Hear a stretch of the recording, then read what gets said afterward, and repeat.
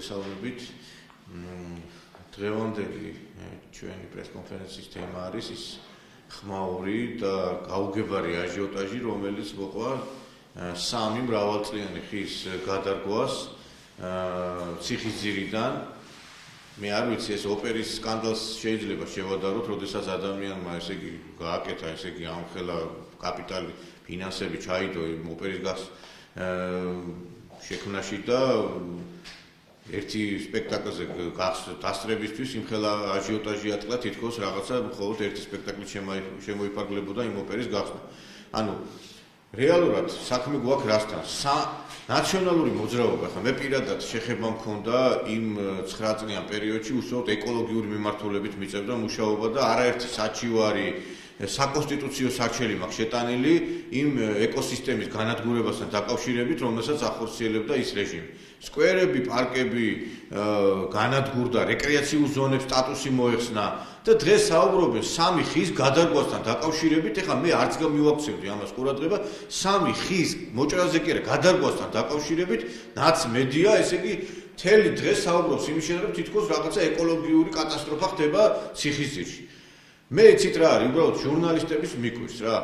ხო შეიძლება ერთხელ ვიღაცა ჩავიდეს იქ შეკვეთილში და ნახოს რეალურად რა ხდება. მე საშუალება მომეცა, რომ ყოფილიყავი დამეთვალიერებინა რა სამუშაოები მიმდინარეობს და პრინციპში დასამალი არ არის და დახურული არ არის ეს მშენებლობა, აი მართლაც ძალიან დიდი რაღაც კეთდება.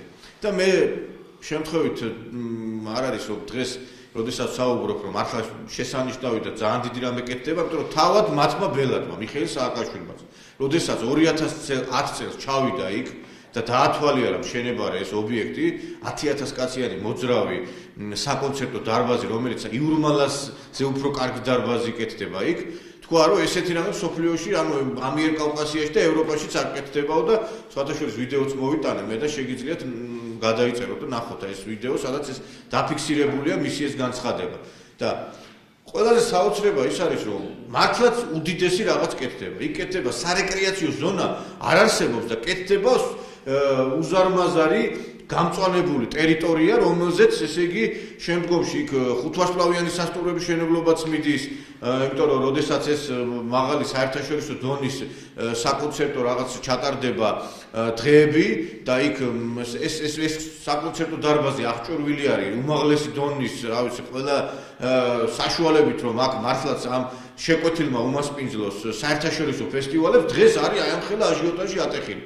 ის ადამიანები, მე კარგად ხედავ, ვინც აქტიურობს, ეს პარტიზანი მებაღეები და სხვა ისეთი არასამთავრობო სად იყვნენ მაშინ, როდესაც აი მართლაც ეკოლოგიური სისტემა ნადგურდებოდა, მაგალითად თბილისის ვაკის პარკი, კიკვიძის პარკი, მზიური და რა ვიცი მე უამრავი სკვერთან და პარკთან დაკავშირებით ჩვენ გქონდა აქციები, თუ გახსოვთ თქვენ საკონსტიტუციო სარჩელი შევიტანეთ ჩვენ მაგალითად მიღებულ კანონპროექტთან დაკავშირებით, რომელიც აძლევდა საშუალებას ქვეყანას რომ ხეები დაეწვა, გაენადგურებინა, რაღაცა საწამლავი ჩაეყარა, სრული ამ სტრის მნიშვნელობით არ ვაჭარბებ რა.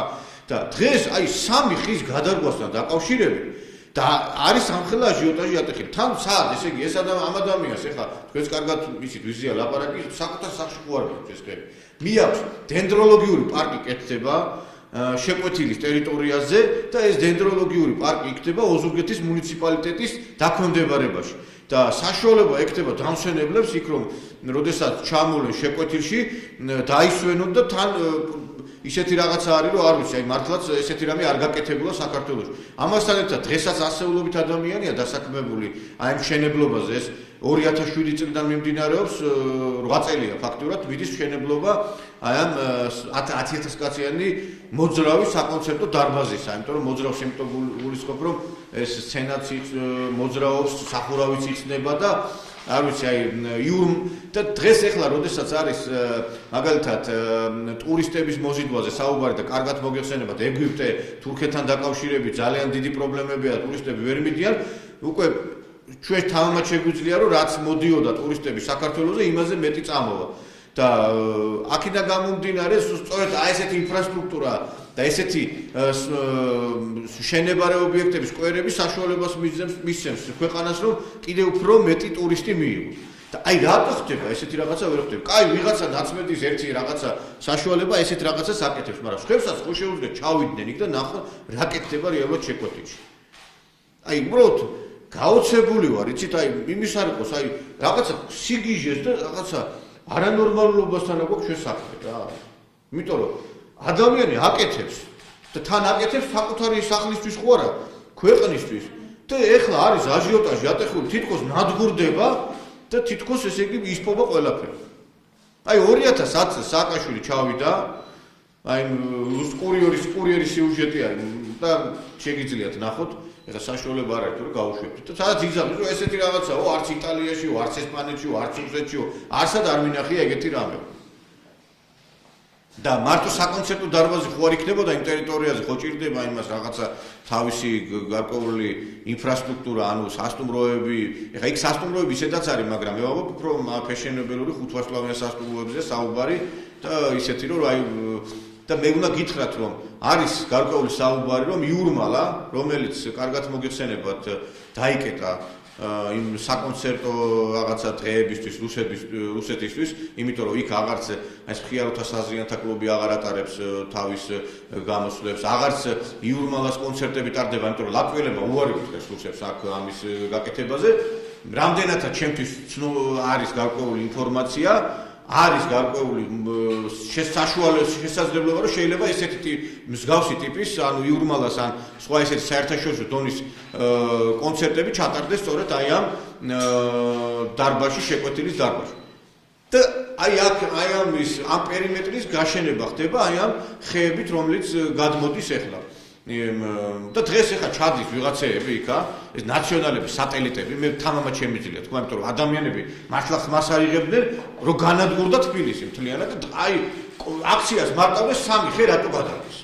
აი საოცრება არ არის ეხლა. წყნეთი, კოჯორი, აი თბილისის შემოგარენში მთლიანად გაანადგურეს ყველაფერი. წყნეთის სარეკრეაციო ზონა ფაქტობრივად აღარ არსებობს. სააკაშვილმა ისე გააკეთა, რომ მშენებლობის ნებართვები რო გასცა, მთლიანად განადგურდა წყნეთი. ვაკის პარკი საერთოდ საელჩოები და სკოლები ააშენეს, რომ ფრანგული სკოლა, ახლა სხვაგან რო ააშენებინათ, რა მოხდებოდა.